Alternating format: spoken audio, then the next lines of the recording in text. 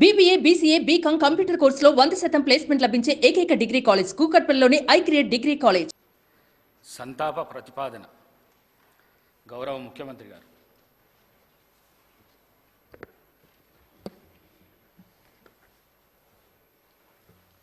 అధ్యక్ష,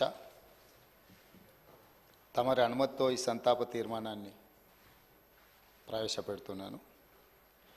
తెలంగాణ శాసనసభ సభ్యురాలు కుమారి లాస్యనందిత సాయన్న గారి మృతి పట్ల ఈ సభ తన తీవ్ర సంతాపాన్ని వ్యక్తం చేస్తూ శోకార్తులైన వారి కుటుంబ సభ్యులకు ప్రగాఢ సానుభూతిని తెలియజేస్తున్నది. అధ్యక్ష,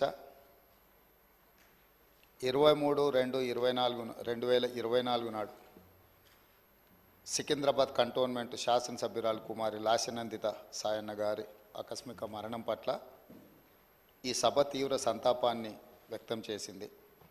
ఇలాంటి బాధాకరమైన తీర్మానం నేను ప్రవేశపెట్టాల్సి వచ్చినందుకు నేను చింతిస్తున్నాను. కుమారి లాస్యనందిత సాయన్న గారి నాన్నగారైన కీర్తిశేషులు సాయన్న గారు నాకు అత్యంత సన్నిహితులు, ఆప్తులు. చాలా సంవత్సరాలు మేము కలిసి ప్రజాప్రతినిధులుగా ప్రజాక్షేత్రంలో పనిచేయడం జరిగింది.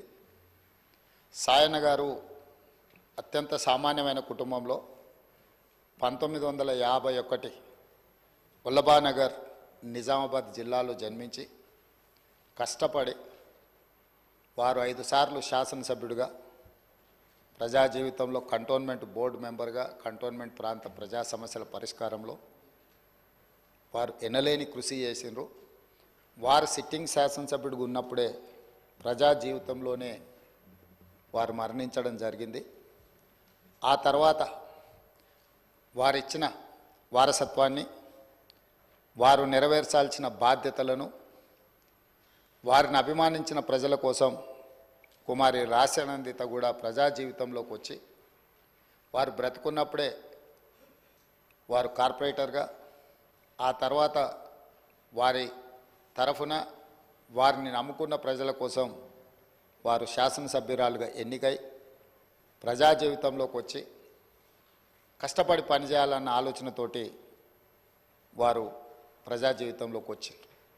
5 సార్లు శాసనసభ్యుడిగా సాయన్న గారు చేసిన ఎనలేని సేవలను దృష్టిలో పెట్టుకొని వారి వారసురాలుగా లాస్యనందితను కంటోన్మెంట్ ప్రజలు వారిని ఎన్నుకోవడం జరిగింది.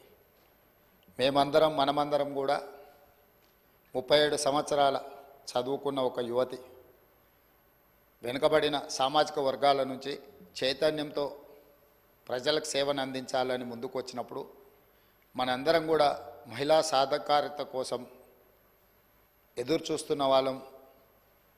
ఆ మహిళల తరఫున ప్రజాప్రతినిధి ఇక్కడికి వచ్చి సమస్యల పట్ల వారు చిత్తశుద్ధితో ఈ సభలో పోరాడతారని మనం అందరం భావించాం. కానీ ఔటర్ రింగ్ రోడ్లో వారు ప్రయాణం చేస్తున్న కారు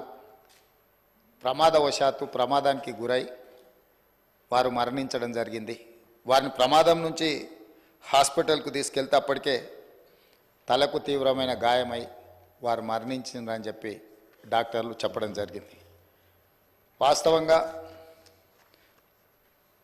ఆ కుటుంబము ప్రజలతో ఉన్న సత్సంబంధాలు కంటోన్మెంట్ ప్రాంతంలోనే కాకుండా జిహెచ్ఎంసి పరిధిలో ఎవరిని అడిగినా కూడా ఆ కుటుంబం యొక్క ప్రజలతోని ఉన్న సత్సంబంధాలు, ప్రజా సమస్యల మీద వారు చేసిన ప్రయత్నాలు ఎవరైనా చెప్తారు. ముఖ్యంగా కీర్తిశేషులు సాయన్న గారు మృదు స్వభావి, సమస్యలను పరిష్కరించాలన్న తపన తప్ప రాజకీయాలకు అతీతంగా అందరితో ఒక మంచి సంబంధాలు ఉండి ఆ ప్రాంత సమస్యల కోసం వారు పోరాటం చేశారు. వారు కంటోన్మెంట్ ప్రాంతాన్ని జిహెచ్ఎంసీలో కలిపే విషయంలో కానీ, కంటోన్మెంట్ ప్రాంతంలో అక్కడ ఆర్మీ అధికారులు వాళ్ళ వల్ల కలుగుతున్న రోడ్ల ఇబ్బంది విషయంలో కానీ, ఎలివేటెడ్ కారిడార్ల విషయంలో కానీ చాలా విషయాలలో నేను పార్లమెంట్ సభ్యుడిగా డిఫెన్స్ కమిటీ మెంబర్గా ఉన్నప్పుడు సాయన్న గారు ఎన్నోసార్లు కంటోన్మెంట్ బోర్డు సమావేశాలలో ప్రస్తావించేవారు. ఎందుకు అనంటే వారు ఎమ్మెల్యేగా నేను ఎంపీగా ఈ సమస్యల్ని పరిష్కరిస్తే ఆ కంటోన్మెంట్ ప్రాంత ప్రజలకు న్యాయం జరుగుతుంది, మేలు జరుగుతుందని చెప్పి వారు పరితపించారు. కానీ దురదృష్టవశాత్తు ఎలివేటెడ్ కారిడార్ల అనుమతి, అదేవిధంగా కంటోన్మెంట్ ప్రాంతాన్ని జిహెచ్ఎంసీలో కలపడానికి అనుమతి వచ్చే సమయానికి వారు లేరు. వారి వారసురాలుగా వచ్చిన లాసిన్ అందిత గారైనా ఆ సందర్భంలో ఉండి ఉంటే చాలా సంతోషపడి ఉండేవాళ్ళు. ఎందుకంటే సాయన్న గారి ప్రజలకు ఇచ్చిన మాట నెరవేరిందని. కానీ దురదృష్టవశాత్తు లాసినందిత గారు కూడా ఈ కంటోన్మెంటు అత్యంత కీలకమైన సమస్యల పరిష్కార సమయంలో వారు మన మధ్యత లేకపోవడం బాధాకరమైన విషయం. ఏది ఏమైనా కంటోన్మెంట్ ప్రజల హృదయాలలో సాయన్న గారు కానీ, సాయన్న గారి కుమార్తె వారసురాలు లాస్యనందిత గారు కానీ శాశ్వతంగా ప్రజల హృదయాలలో నిలిచిపోతారు. తప్పకుండా వారు ఏదైతే ఆలోచనతోని, ఏదైతే ప్రాంత ప్రజలకు సేవ చేయాలన్న ఆలోచన ఉన్నదో, మిగిలిపోయిన పనులు ఉన్నాయో అవన్నీ ప్రభుత్వం తప్పకుండా పూర్తి చేస్తుంది. వారిని చిరస్థాయిగా గుర్తుపెట్టుకునే విధంగా ఈ ప్రభుత్వం ఆ పనులను ముందుకు తీసుకువెళ్తుంది. అందుకే అధ్యక్ష, ఆమె మృతి పట్ల ప్రగాఢ సంతాపాన్ని నేను ప్రకటిస్తున్నాను. శోకార్తులైన వారి కుటుంబానికి ప్రగాఢ సానుభూతిని తెలియజేస్తూ ఈ తీర్మానాన్ని ప్రవేశపెట్టడం జరిగింది అధ్యక్ష. ధన్యవాదాలు. శ్రీ